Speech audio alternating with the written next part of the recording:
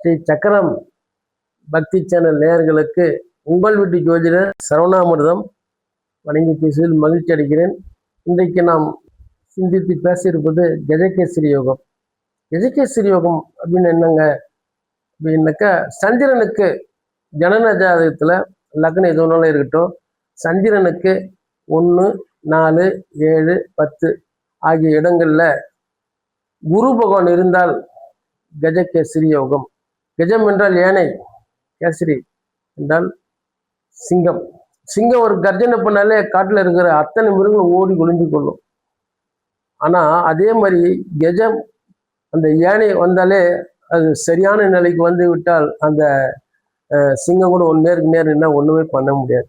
அது அப்படின்னா என்னன்னு கேட்டிங்கன்னா, சந்திரனுக்கு 1, 4, 7, 10 குரு பகவான் இருந்து அந்த இடம் சிறப்பாக அமைந்து விட்டால் அந்த ஜாதகர் சிறப்பான ஒரு நிலைக்கு வருவார்கள். எதிரிகள் யாருமே இருக்க மாட்டார்கள்.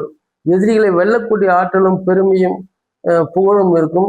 இந்த மாதிரி ஒரு கஜகேசரி யோகம் எந்த ஒரு ஜனன ஜாதகத்திலும் இருந்து வந்துவிட்டால் அந்த ஜாதகர் சீரும் சிறப்புமாக பேரும் புகழுமாக இருப்பார்கள். இதை சரியான ஒரு ஜாதகர் கணித்து விட்டால் அந்த இவருக்கு பொண்ணு கொடுங்க நல்லா இருப்பாருங்க அப்படின்னு சொல்லிட்டு அந்த மாதிரி ஒரு ஜாதகத்துக்கு அந்த மாதிரி ஒரு பெண் கிடைத்தால் அந்த பெண் ரொம்ப சிறப்பாக இருப்பாங்க. ஆனாலும் பார்த்தீங்கன்னாக்கா, கஜகேசரி யோகம் சொல்லும்போது புகழும் இருக்குது, பேரும் இருக்குது, செல்வம் இருக்குது, எல்லாமே இருக்குது. ஆனாலும் ஷேடோ எனிமீஸ், நேல் மாதிரி விரோதிகள் இருப்பாங்க. அத்தனை பேரும் சமாளிச்சுன்னு வரணும். தசா பக்தி மற்ற நேரங்கள்லாம் இவர் கை கொடுத்து தூக்கி வந்தால் யானைக்கும் அடிசா இருக்குன்னு வாங்கல, அந்த மாதிரி விழறதுக்கும் ஒரு சான்ஸ் இருக்குது. ஆனால் 199% பார்த்தீங்கன்னாக்கா கஜகேசரி யோகத்தில் இருக்குங்க பேரும் புகழும் சீரும் சிறப்புமாக நல்ல ஒரு நிலையில் இருந்திருக்காங்க.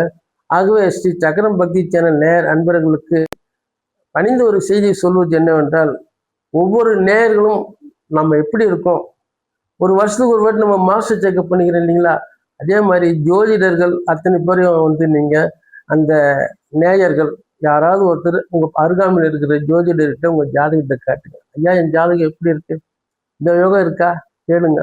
கேட்டிங்கன்னா அந்த தசா புக்தி கோல்சாரம் இதுக்கு தகுந்த மாதிரி உங்களுக்கு வழிகாட்டுதல் யார் அந்த வழிகாட்டுதல் செய்வார், விதி ஆலோசகர்கள் என்று சொல்லக்கூடிய ஜோதிட குருமார்கள் தான் நேயர்களுக்கு நல்ல ஒரு வழியை காண்பிப்பார்கள். ஆகவே அனைவரும் பக்தி சேனல் நண்பர்கள் அருகாமையில் இருக்கின்ற உங்கள் ஜோதிடரும் வசம் சென்று உங்கள் ஜாதகத்தை காண்பிக்குமாறும் கேட்டு அவர் வழிகாட்டுதல் படி சிறந்து விளங்க வேண்டும் என்று கேட்டுக்கொள்வதில் உங்கள் வீட்டு ஜோதிடர் மகிழ்ச்சி அடைகிறேன்.